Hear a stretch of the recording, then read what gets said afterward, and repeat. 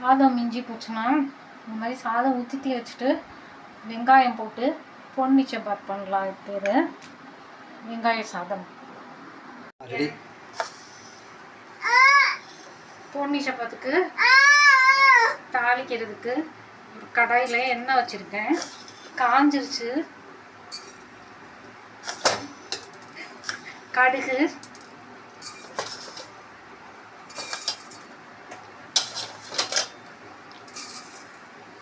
கடுகு வச்சோன்னே ஜீரகம்,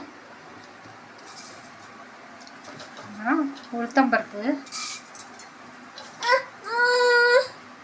மஞ்சப்பொடி,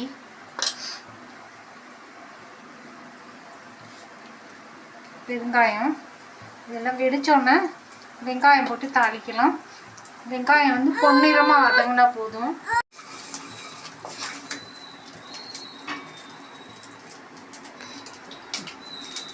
சாதம் மிஞ்சி போச்சுன்னா பண்ணணும்னு இல்லை, ஃப்ரெஷ் சாதத்தில் கூட பண்ணலாம். டிஃபன் பாக்ஸ் ரெசிபியாக கூட இதை யூஸ் பண்ணிக்கலாம். வெங்காயம் போடுறேன்.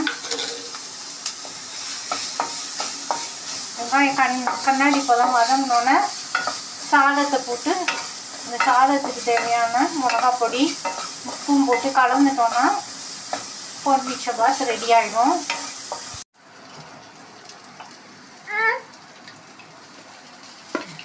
சாதத்தில் போட்டு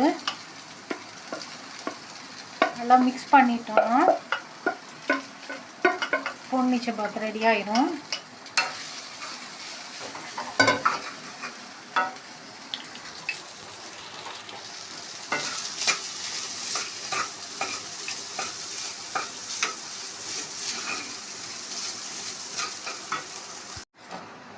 நல்லா மிக்ஸ் பண்ணிட்டோன்னா பொன்னி சப்பாத் ரெடி ஆயிடும்.